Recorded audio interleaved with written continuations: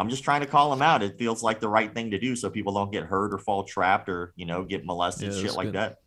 Yeah, because it reminded me like when recently those articles started coming out, especially in the jiu-jitsu scene of like all these molestations and those grooming stories, right? That you have, really reminded me of the Catholic churches. And I know you've touched upon this before as well. But like, does it? I mean, I guess it dates back. It goes back to the whole idea of when the martial arts ideology or something becomes such a religious thing. Like it's the same thing as people who become obsessed with religion and Well, you start want to hear worshiping. something really creepy? So in our Yep. documentary, we were trying to look into why the similarities and the differences between religion and martial arts and cults. So we talked about that a lot.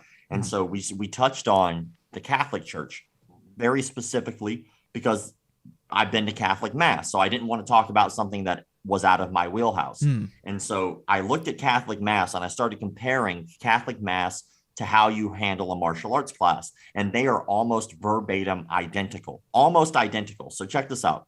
When you first walk into a martial arts school, you either bow at the door or you bow at the mat, sometimes both, depending on the school.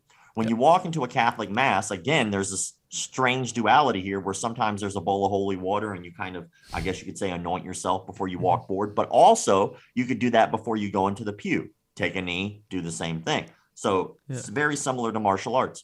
In a Catholic Mass, everyone's sitting on one side of the room, and the one person who's teaching or lecturing you in religion is on the other, giving Right. his sermon. Well, in martial arts, everyone's on one side of the room, the instructor's on the other side of the room teaching class. Behind the preacher in a Catholic Mass, there's usually a statue, a painting, or a stained glass of Jesus Christ. In a martial arts school, behind the instructor is usually a picture of the master who came before.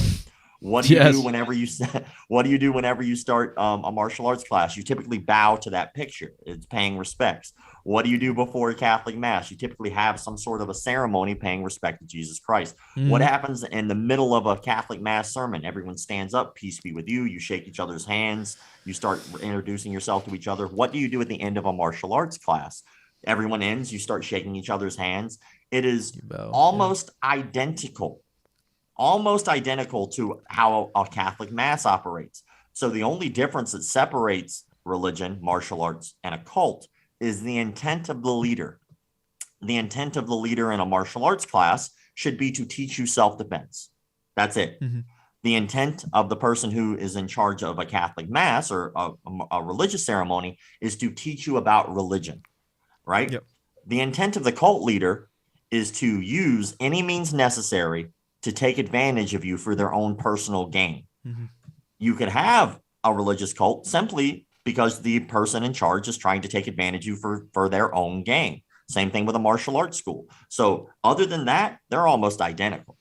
That is true. So the whole it's identical. The only thing the difference is the intent of the That's of it. the cult leader or the leader. Listen, not cult. That's They're it. not That all is the cult only leaders. difference. And That that's is scary nuts. because it would be very Yeah. difficult to see and spot. We would Yeah. think it would be easy, but when we talk to psychologists during the documentary, the psychologists told us that the people who are most likely to fall victim of cults are people who are very well to do, people who have money, people who are well educated, and people who never think they'll fall victim of a cult. Those are the three kinds of people who are most likely going Hmm. to fall victim of a cult. Maybe because you're so convinced you're not gonna fall for it that eventually you're in it. You're like you don't think about it because you're Exactly. like I would Well, have never fell for it. Yeah. people who don't burn their But hand it's on part of hot addiction, stoves, Larry. It's similar to like addiction in a way, where you don't I admit to yourself guess. that you're addicted, right? Until you're Exactly. deep That's in the it. only way to Yeah. really get out of a cult, is Yeah. you have to want yourself to get out. But when it comes down to Yeah. like the people who don't burn their hands on hot stoves are people who have already burned their hands before. The people who Hmm. don't fall off of buildings or, are the people who understand the safety protocols and go, you know what? If I don't follow this safety protocol, I might fall off the damn building. I'm not going Hmm. to go on the other side of this handrail because it's there for a reason. The Yeah. people who are rich are people who are more well to do or wealthy. They have expendable income to give to the cult.